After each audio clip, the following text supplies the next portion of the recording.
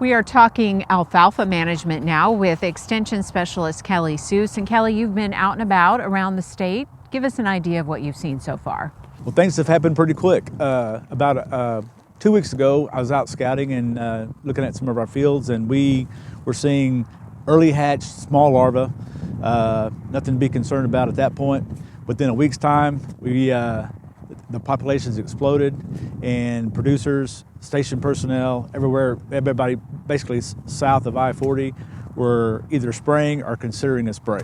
So it's definitely time for those folks to be out and looking, and if they've not already sprayed, they need to be out looking and seeing what's going on. So the weevils are out and about a little later than usual based on the temperatures and the rain? We're actually in our normal, what we would call a normal season right now. Our peak time for weevil larvae is probably in about mid-March to mid-April. And so we're actually right in the middle of that right now. And so our timing is pretty consistent with what we normally see on a normal year. So we're looking at needing to be out in the field scouting and doing what we need to do and making the decisions right now, because this is a peak time for larval development. So what kind of guidance are you giving to folks? Some people have sprayed already, some people haven't. What's the best bet right now? Well, if you've already sprayed, generally you have a 2 to 3 week window of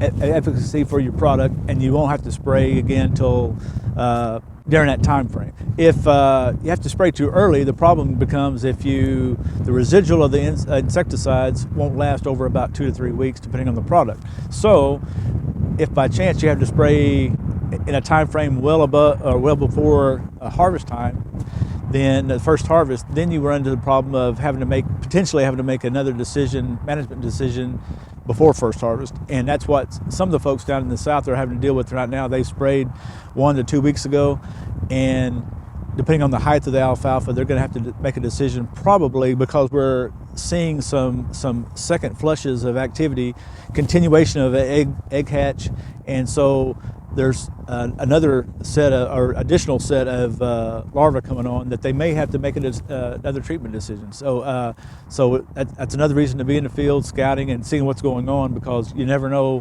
what that number is going to be. We're probably not going to get any help from the weather, and so at least down south, things may materialize again where they may have to make a spray decision. At this time of year, we're looking at cowpea, pea, and blue. They can also, all three can cause problems. Cowpea is not a new pest, but it's something that's given us some problems in recent years because of the conditions we've had, the change in the moderate temperatures in the winter coming out of dormancy. But it's kind of still a relatively new pest that we've seen some increased activity on. But so far, we've not seen threshold levels of any aphids at this point. That could change with the weather, of course, but as we start warming up, getting to 80, 90 degrees to that point.